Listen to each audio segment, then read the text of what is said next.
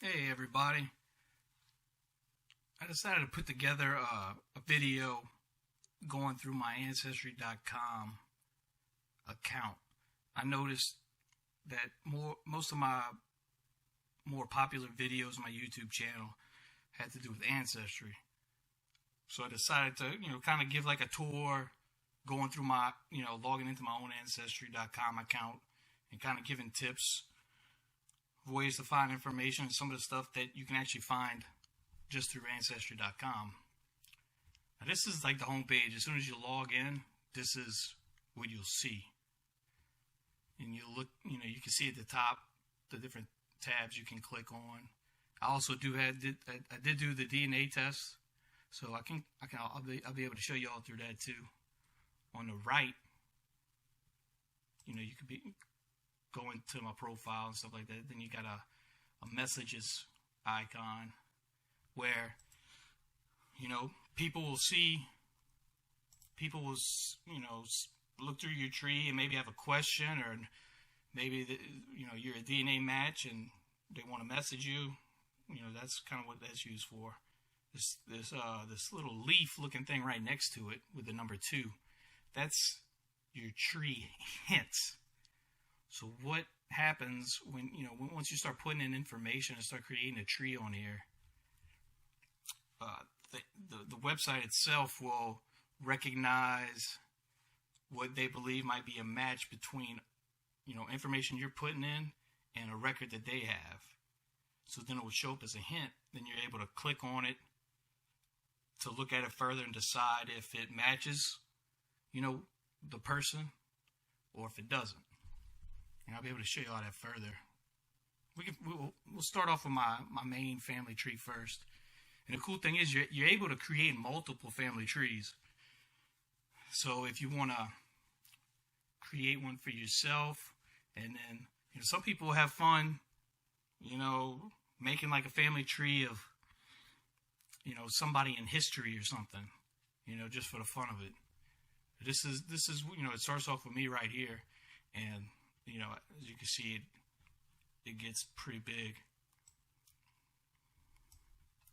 But like just following my Friloux side, so it's my father right here, Winfield, my grandfather, Winfield Sr., my great-grandfather, Denis Friloux, and I'm able to click on him and just go to view his family tree, and it'll expand.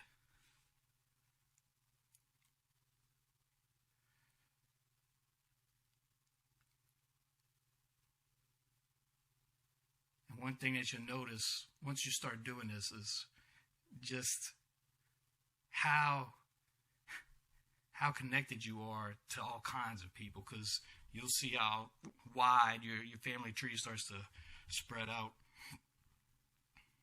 And, it does help to have some kind of information already that you can start your family tree with.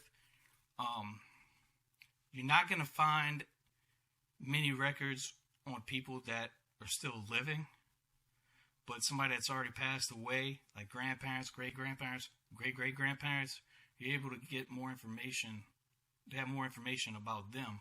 So if you already have like some names, some birth dates, death dates that you're able to punch in here, then you'll start pulling up, records pretty quickly. As you can see, then I got my second great-grandfather, George Friloux, then Florent Friloux, Louis Friloux,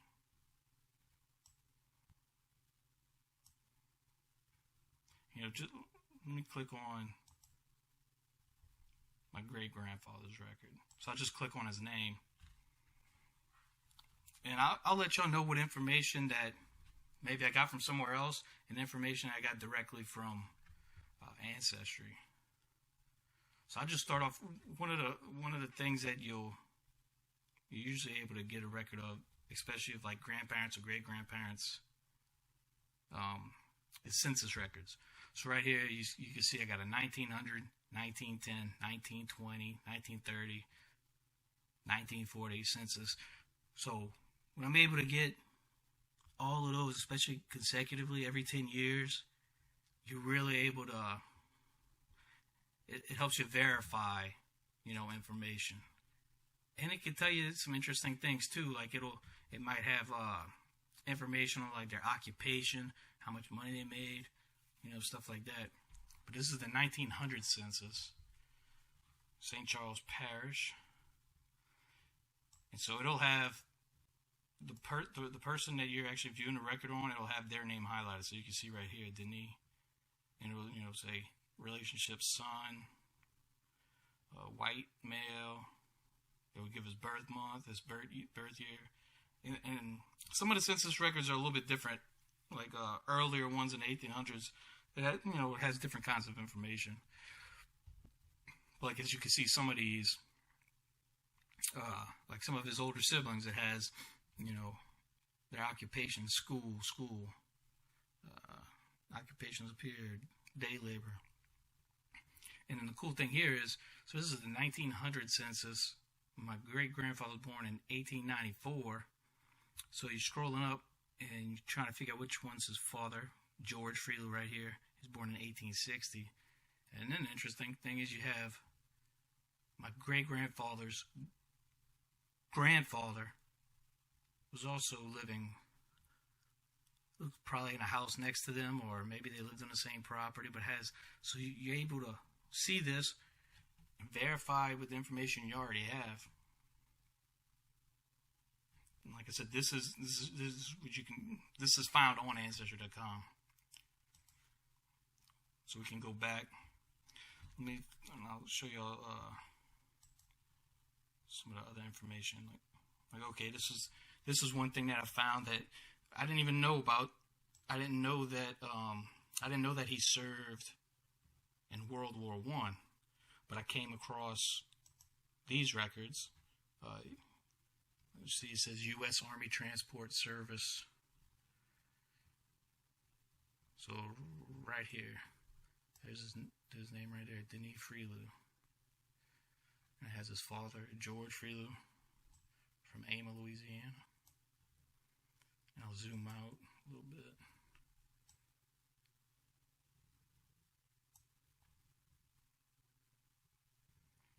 And this is another, some really good information. So look, it has full name of organization, including company and regimental designation, Camp Pike, September, Draft Company 18, Automatic Replacement Infantry. It has the steamer that they were on, the Northern Pacific, the date of sailing, September 20th, 1918. And when you have some information like that too, you can also just do a Google search on some of this stuff. You could Google search the ship, the Northern Pacific, and the year, and you might find some information about it.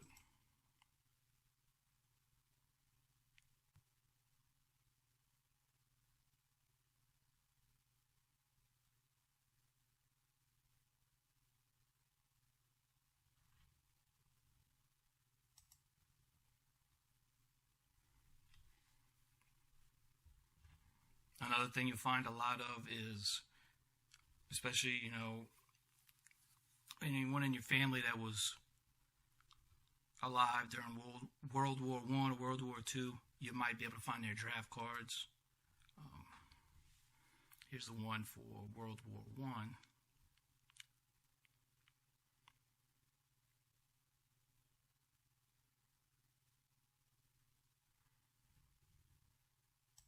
View image. You see what information has his name, his home, Ames, Louisiana, his date of birth,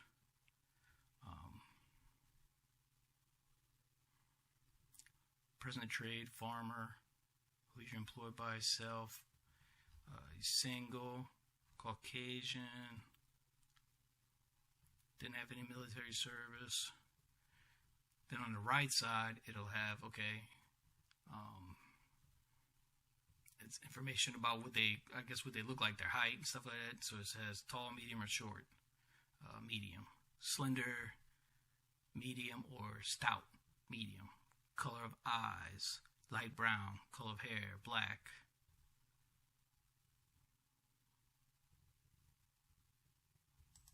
So, okay, let's see.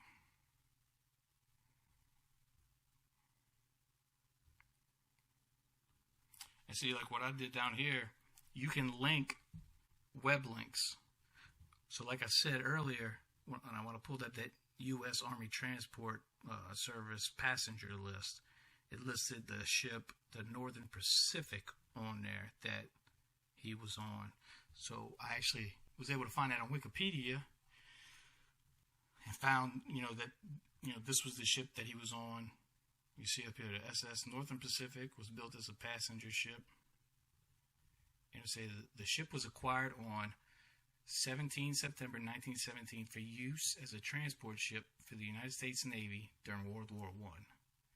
So just seeing that, it's like, oh, well, that's goes along exactly with the record I was looking at. So, and then boom, you have a picture of it. So I'm able to see a picture of the ship that my great grandfather was on, being transported for World War I. I mean, that's pretty cool.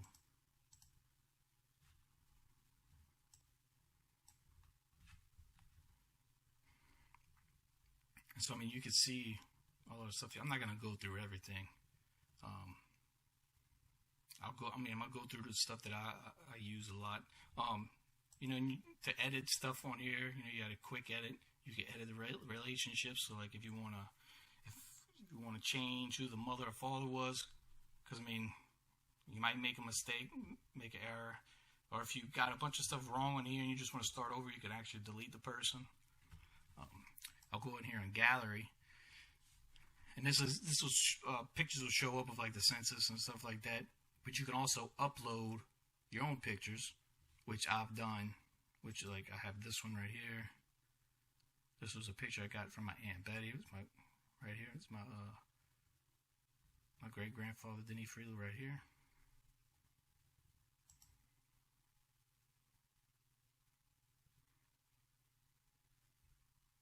I have some other stuff, like, this is stuff that I added.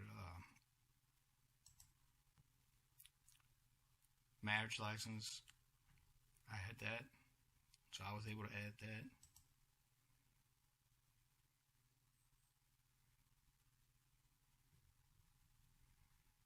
This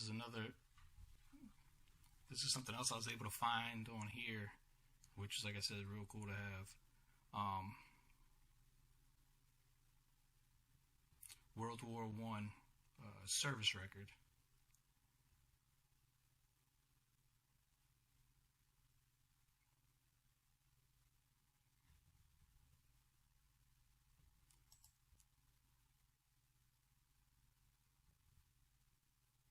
So let's go back to the main part of the tree.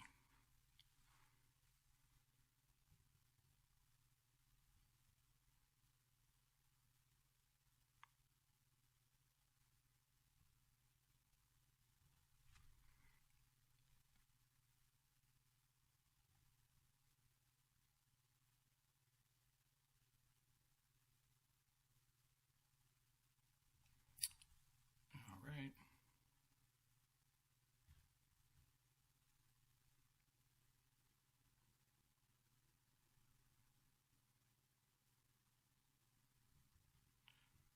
I'm going to click on the left side right here. They got a home button. I'm going to click on that, and that's going to basically bring me back to my starting point, which is myself. So that's where I'm back at, where I started from. I want to share another, pretty cool record that I found on here that is, is one that, I didn't know anything about this. So finding it was like, oh wow, I didn't notice. And then I'm able to share it with my family, saying, hey, did you know our great grandfather did this or was this, blah blah blah. And the thing that I love doing about this is like,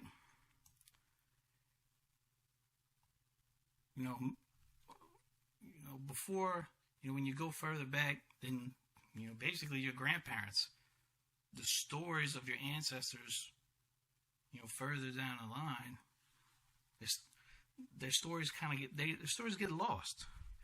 And I feel this is kind of like, it's like piecing the story of their lives back together and saving it so that I can keep it alive, I can share it when, my kids will be able to have this information and stuff like that. So this is actually on my mom's side. Her father was an email. And let me show you one of the cool records I found right here. Auguste. Not sure if that's how you pronounce it. Auguste email. So this was my third great grandfather. And I didn't even know his name until I started getting into this. But with him, I found some really interesting records. Like I said, I knew nothing about this. But as I was searching them, and I found records that matched, him, that would align with his, how old he was and stuff like that, where he was living. Well, I started finding this stuff from the Civil War. Okay.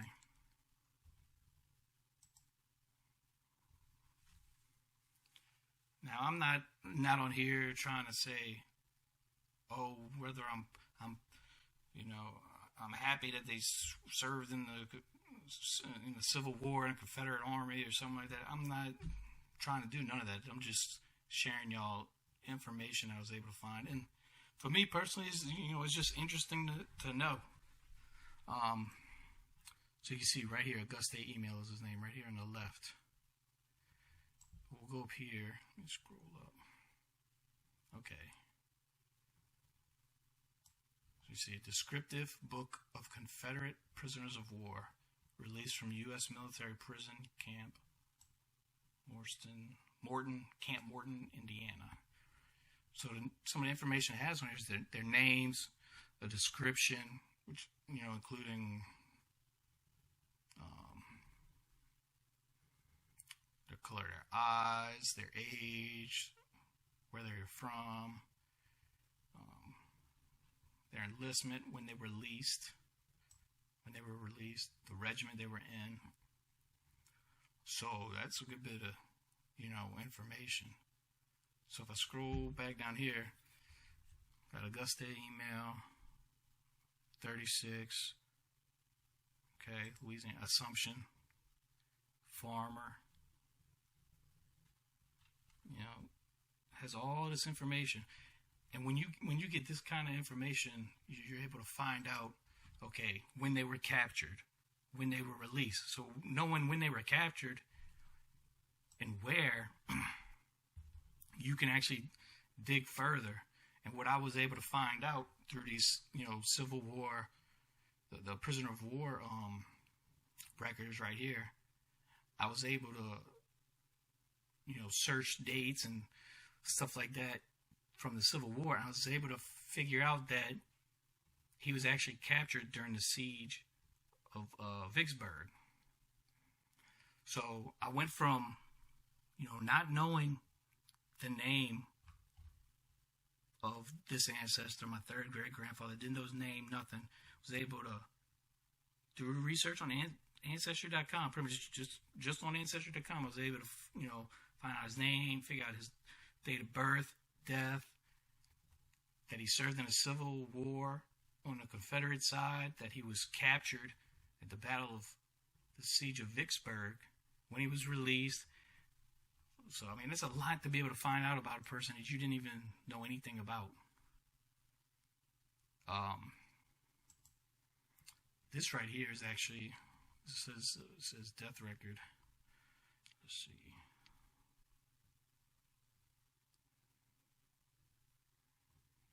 So this was something I actually found at the library. It has him listed right here as Augustine email.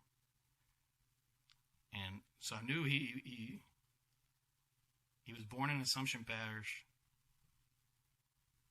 I knew when he was born.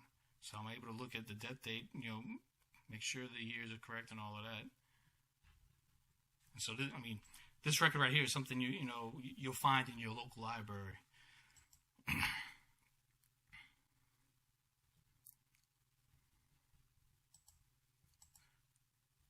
Now let me show y'all. I want to show y'all something that that I was able to get outside of Ancestry.com. Let me go to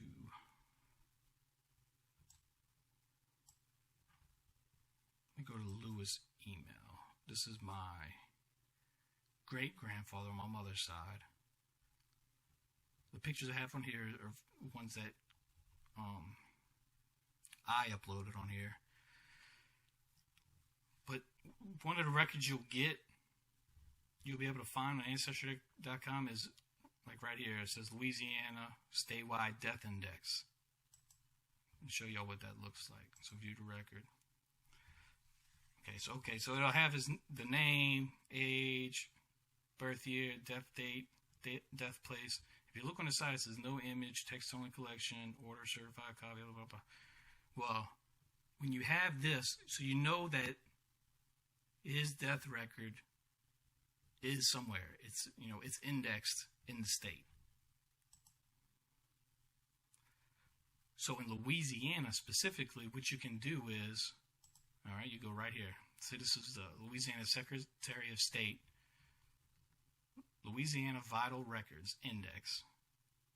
So what I did, and I kind of started digging around with this, and I was able to find the death records of a good bit of my ancestors. You can see right here, you get photocopies of death certificates that are delivered by mail for $5 each, and certified copies are delivered by mail for $10 each. Really, the only difference there is the certified copies are, got a stamp on it saying that they're certified, really. So you can click on here, Louisiana Death Records. You just go to, advanced search. Or like I'll type in Friloux, and boom, all kinds of stuff. And see, it actually has my great grandfather on here, Denis Joseph Friloux. So what you would do is, if you find, a person that you're looking for that you want to get the record on, and then the years and age, all that kind of stuff matches up, you just go to print form, and so it'll pull this up, and you just fill out this information. Then you do the create printable form, and what it does is it makes the form into like a PDF file, I think, and then you just print that out and mail it off. And I did that numerous times, and having a death record like that again gives you lots of information. It helps verify some of the stuff you might already have to make sure that it's correct, and actually have a document showing that it's correct. But it also gives you information that you might not have known. And I'll show you this one with my great grandfather on my mother's side, Louis Joseph Email, died in 1950, and so I was able to get the death record on him, and I'll show y'all exactly what it looks like. Some of the it's limited to which records you can get. Like, you're not going to get a record for somebody who died in 1990. It's going to be further back, and so I'll pull his up. And once you start getting into ones that are like early 1900s or into the 1800s, the quality of the death record isn't going to be as good. It'll, kind of be hard to read. It's just not going to be as good of quality. This one is real good quality. You can read everything because you can see most of it is actually typed up. But look at the kind of information you're able to get. Like I said, it helps you verify, and it might show you something that you didn't know. But it gives you, date of birth, gives you their age, where they were born. It says he was widowed, was occupation farmer, where they live in Berg. Name of father, that's a good one to have. Maiden name of mother, another good one to have.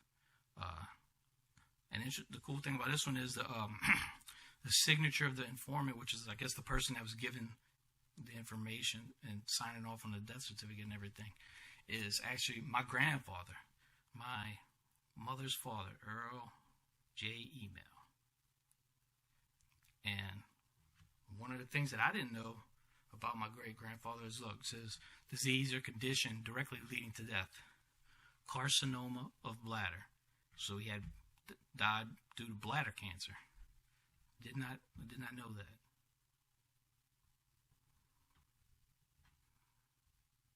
Like I said, you could get this for $5. You know, in Louisiana, I don't know how it is everywhere else, but in Louisiana, you can get that. And again, this is where you get it from. You just go to the Secretary of State site for Louisiana, historical resources.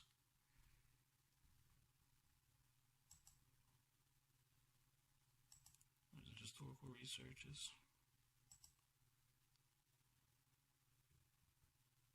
Locate historical records. And look, Vital Records Index.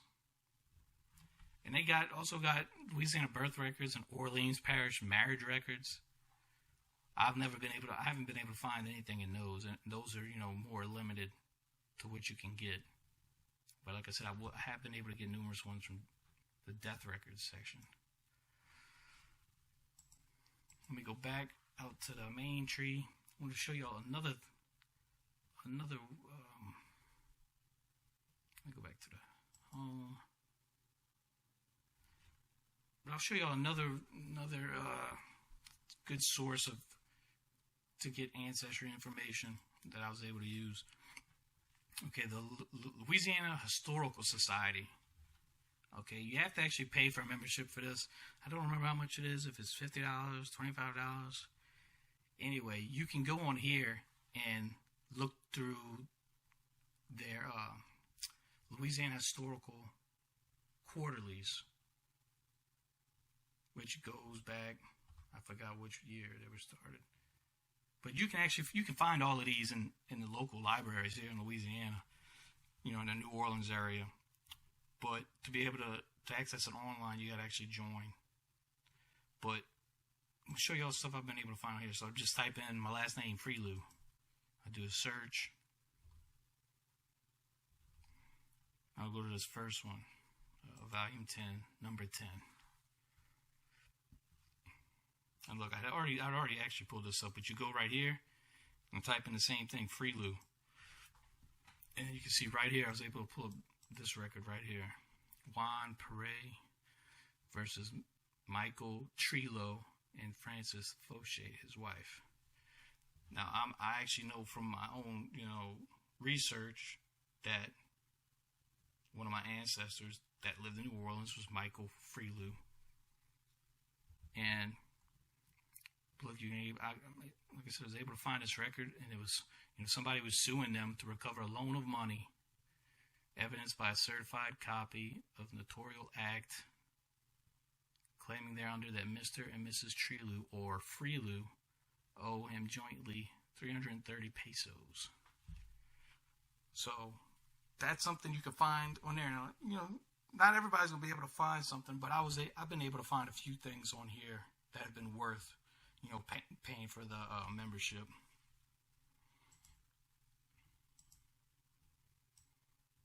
Now let me go ahead and show y'all. So I don't want to make this video too long. Let me go ahead and show y'all some of the DNA stuff. Okay, so I actually have the DNA test for a number of my family members, my mother, father, sister, stuff like that, and which is kind of cool because it helps you. It helps back up, like, okay, if you have a match with somebody, but then you see that your dad has a match, your sister has a match with him too, and you're able. It just helps.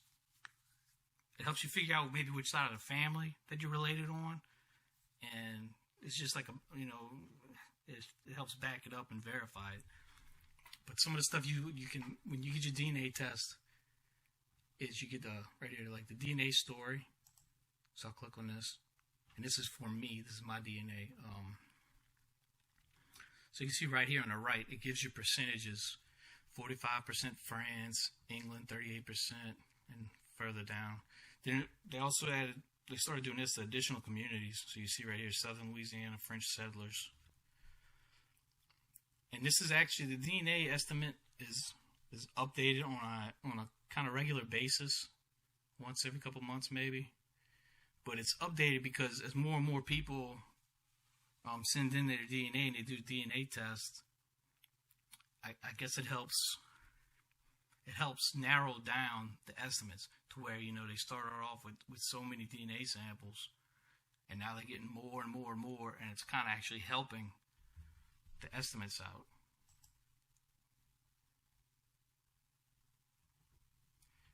And they give a lot of information. Like if you're looking up this stuff about your DNA and you have questions about it,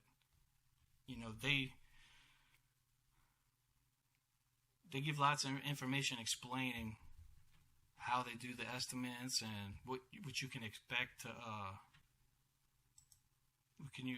get and how accurate it is. This right here, Explore Ancestry Health, that's a new thing. I think you have to pay extra for that. I haven't done that. Not sure if I want to. I mean, I pay enough for this. I got the full membership on here already, so I'm not really trying to spend any more money. Maybe down the line I'll decide to do that, but not really interested in it right now. And so right here I could view all my DNA matches. And so right now it's set up, it's sorted out for your closest matches. So you can see my parents, my sister, first cousins, on down the line. And you can actually, I've seen people pop up that I didn't know they were my cousins, just friends. And I see them pop up as kind of like a distant cousin. But especially down here in Southern Louisiana, man, you're just about related to everybody down here. But another way you can look through the DNA matches in all kinds of ways. I mean, you can see all the different ways up here. So you can search names. You could sort by relationship or date. So I could do date and find up and look up. These are the newest DNA matches.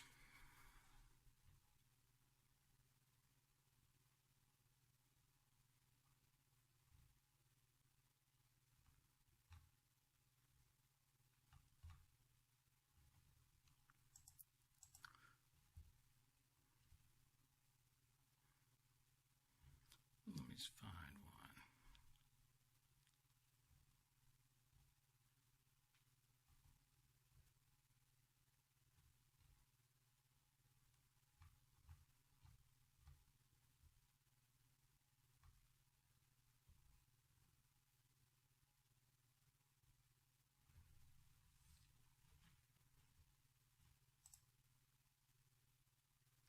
So I clicked on my sister's, just to kind of show y'all what it does when you pull up a match.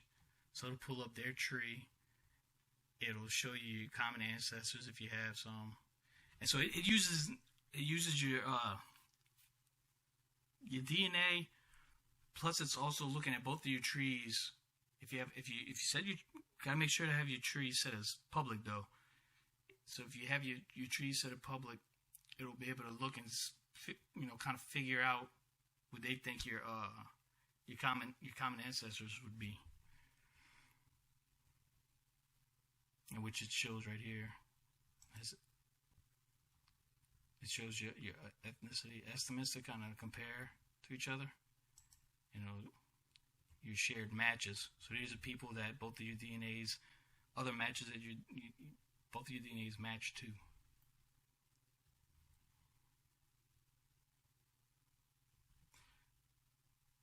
Let me go, before I forget, let me go back to my tree. I'm going to show y'all something about the hints. Okay, so you see, as I told you earlier, in the upper right, where they have this little leaf with the number 3. Okay, so that's hints. When you're in your tree, you'll see the green leaves in the top right corner of your, people in your tree. Okay, so if I want to check that out, click on the person, and you see right here, Ancestry Hints. So I'll click on that. and it'll pull up hints that it recognizes for you. Like I said, you can look at it, see if you want to save it as a record onto your person or not. Some of these are kind of are pictures of something that I might already have. So sometimes it's like redundant information. So you might just choose to ignore it. Like I'll ignore that one. I'll ignore this one. U.S. obituary. And you're able to kind of look. Okay, this does match him. I could review, but I know it does. Louis email. That was his wife's name. That was his daughter's name. So I could save that. And so when you're saving something, you can actually go through and say I click on this right here, his name. So I can either save in the new record, I can make this name the preferred name, or can make that an alternate name to where it looks for this name first. Louisiana email. So that's what I did. I just put alternate. Do this one. I'll just put the same thing, alternate. I'll do the same thing down here, alternate.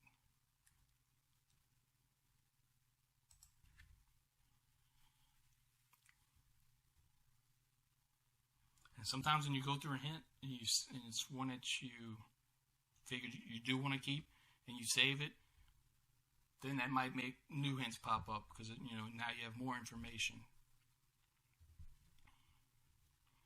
I'll show you all one other thing. Okay, so you go to the search button up here on the top, go to all collections. And so if you just want to go through here and just search for somebody, you could just type in information here, hit search, or you can like right here, you can search through and browse through information different ways. We even do it through using this map. Some of this on the right here has got some of the new stuff that's up here. Some of the recent things I've used, like they got school yearbooks. Let me show you all that real quick.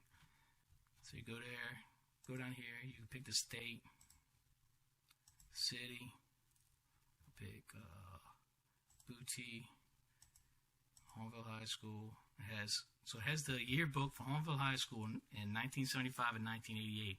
So I can pull those up and go through them and see if there's something in there that I picture in there that I want.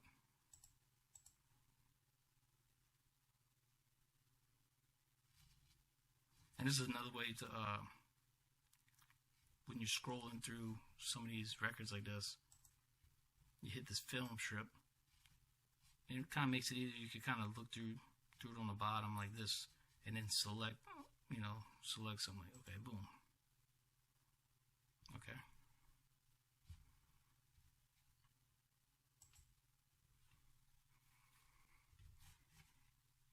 Just get back out of here.